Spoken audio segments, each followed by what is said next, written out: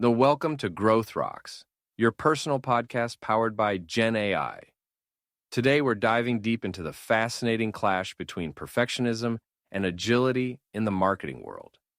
Buckle up, folks. It's going to be a wild ride. I'm all ears. This is a topic I've wrestled with myself. Where do we even begin unpacking this perfectionism versus agility dilemma? The article we're discussing starts with a great anecdote about job interviews.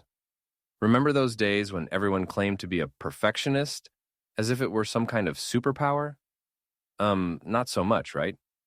It actually highlights a fundamental misunderstanding of what truly drives success in marketing. Exactly.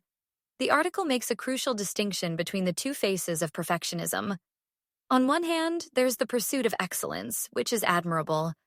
But on the other, there's this fear-driven, paralyzing kind of perfectionism that can absolutely kill momentum.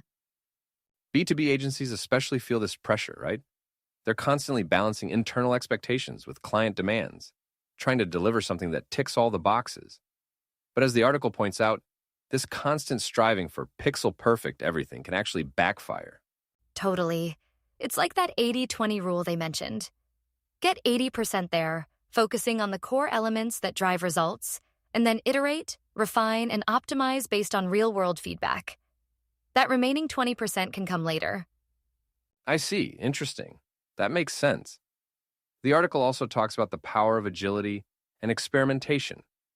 Marketing is not a static thing. It's about constantly testing, learning, and adapting. If you're so obsessed with getting everything perfect from the outset, you miss out on valuable learning opportunities. And you lose speed. In today's fast-paced digital landscape, speed is often the differentiating factor.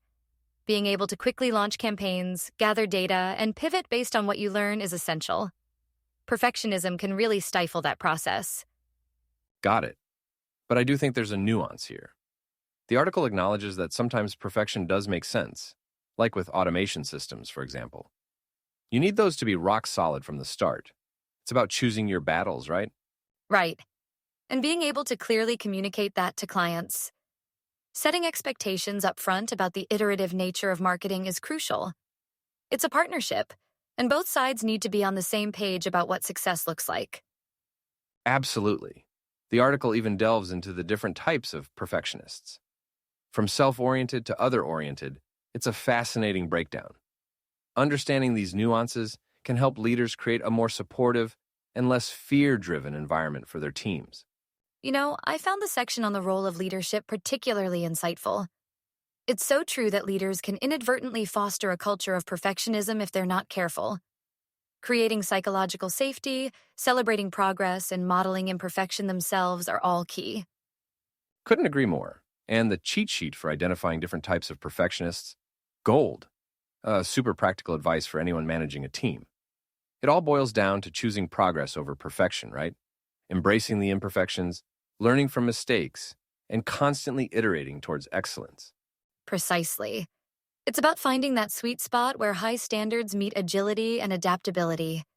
It's a journey, not a destination. Well said. This has been a great conversation. A big thank you to our listeners for joining us on Growth Rocks today. Until next time, keep rocking that growth mindset. Bye-bye.